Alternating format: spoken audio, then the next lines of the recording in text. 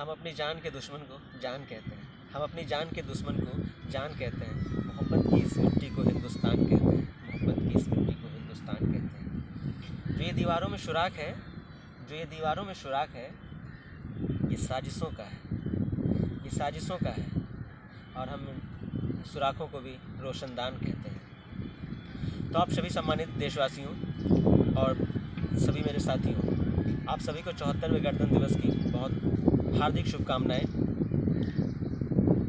आज हम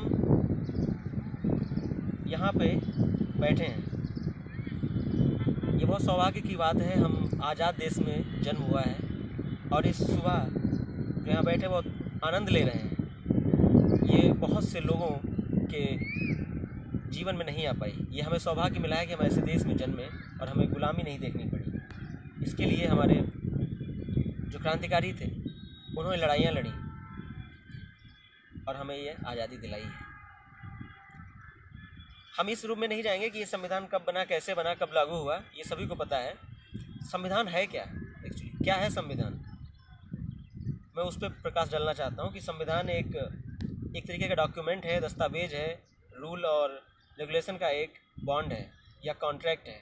कॉन्ट्रैक्ट किसके बीच? सरकार और व्यक्तियों के बीच, सरकार की शक्तियों और जो मानव हैं उनकी स्वतंत्रता के बीच एक कॉन्ट्रैक्ट है, एक संविदा है, एक ऐसा दस्तावेज जो हर देश का होता है।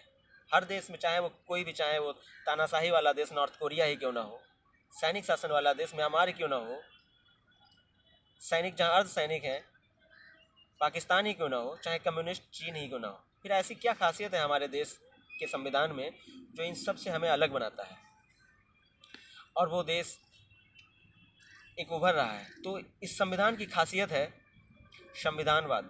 एक टर्म है संविधानवाद कि इसमें जो है डेमोक्रेटिक, हमें लोकतंत्र मिला हुआ है। यहाँ संविधान की सर्वोच्चता है। अन्य कई देशों में संविधान की सर्वोच्चता नहीं है। यहाँ पे रूल ऑफ लॉ है, यानी विधि का शासन है। हमारे यहाँ सारा काम विधि के अनुसार होता है, विधि के सब समान भी है। हमारे आर्टिकल 14 में भी दिया हुआ है कि विधि के समक्ष समता और विधि का शासन।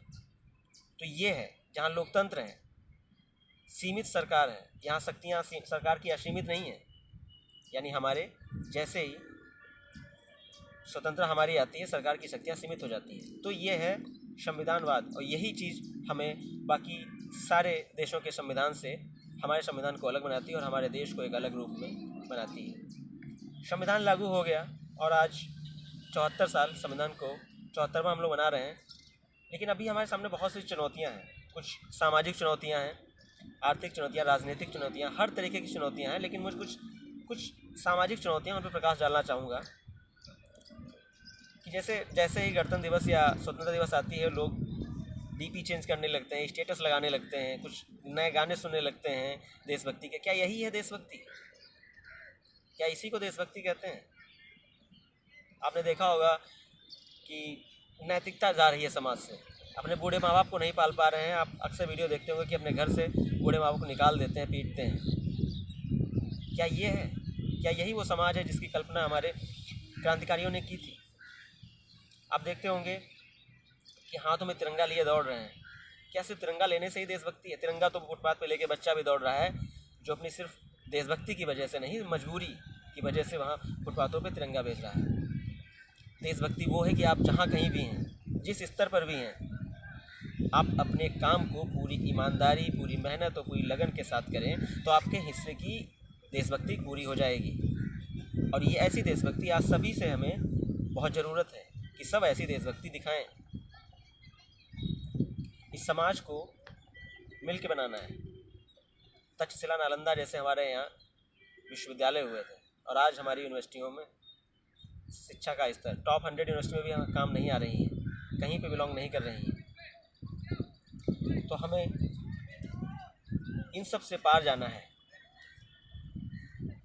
इन चुनौतियों को पार करते हुए वो लाइनें हैं, कहते हैं कि तूफानों से आँख मिलाओ, सैलाबों पर वार करो।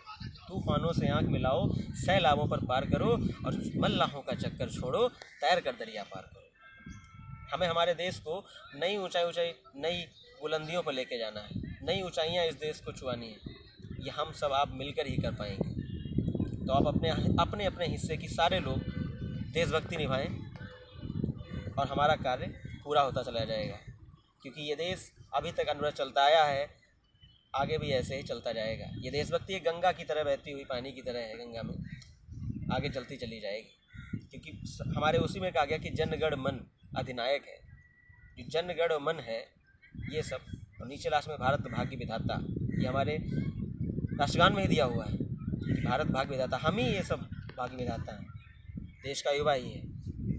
ठीक है, तो लास्ट में मेरी 4 लाइनें हैं, वो मैं बोलना चाहूँगा कि लाइफ के हर पल को खुशी से बिताओ, रोने का टाइम कहाँ, सिर्फ मुस्कुराओ। लाइफ के हर पल को खुशी से बिताओ, रोने का टाइम कहाँ, सिर्फ मुस्कुराओ। चाहे ये दुनिया कहे पागल या आवारा, बस इतना याद रखना, ज़िंदगी ना मिलेगी दोबारा। तो बहुत बहुत धन्यवाद आप सभी का। आप सभी अपने अपने हिस्से की देशभक्ति निभाएं और इस देश को ऊंचाइयों तक पहुंचाने में सहायता करें। धन्यवाद।